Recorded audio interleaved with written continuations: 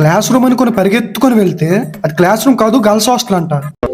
మామా నమస్తే. అసలు ఏం జరిగిందంటే, ఈ రోజు మా 4th ఇయర్ లో ఫస్ట్ డే కాలేజ్ కి వచ్చాను. వచ్చిందే ఒక రోజు, ఈ రోజు కూడా లేట్ గా వస్తాను బయటకు నిలువుగా నెట్టేశారు. సరే వాళ్ళు చెప్పినట్టే 2 hours బయట నిల్చున్నాం, కానీ 2 periods అటెండెన్స్ మాత్రం ఏం చేస్తాం, పోయింది 2 periods అటెండెన్సే కదా అని పార్క్ అంతా ఒక రౌండ్ వేసి క్లాస్ కి వెళ్తే, ఈసారి క్లాస్ చెప్తుంటే నోట్స్ రాయట్లేరు, బయటకు పొమ్మన్నారు. అయ్యిందేదో అయ్యింది అనుకుంటూ లంచ్ టైంలో లంచ్ తినేసి మేము 3rd year వరకు చదువుకున్న క్లాస్ రూమ్ కి అయితే వెళ్ళాం. ఇక్కడికి వచ్చాక తెలిసింది ఇది క్లాస్ రూమ్ కాదు, గర్ల్స్ హాస్టల్ అంట. మా ఈ సిచ్యువేషన్ చూస్తే నాకు మీమ్ గుర్తొస్తుంది. సొంత బ్లాక్ ఉండదు తెలుసా మా మెకానికల్ వాళ్ళకి, సొంత క్లాస్ రూమ్ ఉండదు ఇప్పుడు. అయితే సిఎస్సి వాళ్ళ బ్లాక్ ఉంటుంది, లేకపోతే ఈసీ వాళ్ళ బ్లాక్ ఉంటుంది. సొంత బ్లాక్ ఎక్కడుంది మా మెకానికల్ వాళ్ళకి? ఇది మా బ్లాక్ అని పరిగెత్తుకుని వెళ్ళిపోయే స్వేచ్ఛ ఉందా మాకు?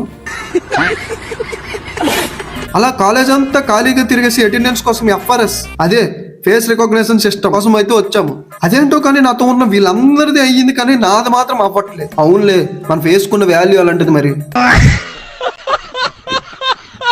ఇంకా అలా బోర్ కొడుతుందని బాస్కెట్బాల్ గ్రౌండ్ లో కూర్చొని బాధలన్నీ చెప్పుకుని లేట్ గా ల్యాబ్ కి అయితే వెళ్ళాం. ల్యాబ్ కి వచ్చిన అరగంటకి ఆయాసం వచ్చి వాష్రూమ్ కని చెప్పి కాలేజ్ అంతా వాకింగ్ కి తీసుకెళ్లాడు వీడు. తీసుకెళ్లాడు కానీ 2 నిమిషాల్లో వస్తామని చెప్పి కాలేజ్ విడిచిపెట్టడానికి 2 నిమిషాలు ఉందంటే తీసుకొచ్చాడు. సో దాని వల్ల ఈ ల్యాబ్ అటెండెన్స్ కూడా పెద్దోడు ఏకంగా సబ్స్క్రైబ్ కొడిచాడంట. ఎందుకు కొట్టాడు? సబ్స్క్రైబ్ అని ఏదో అన్నాడు, కొడిచాడు. ఏంటి? సబ్స్క్రైబ్ ఏదో అన్నాడు, కొడిచాడు.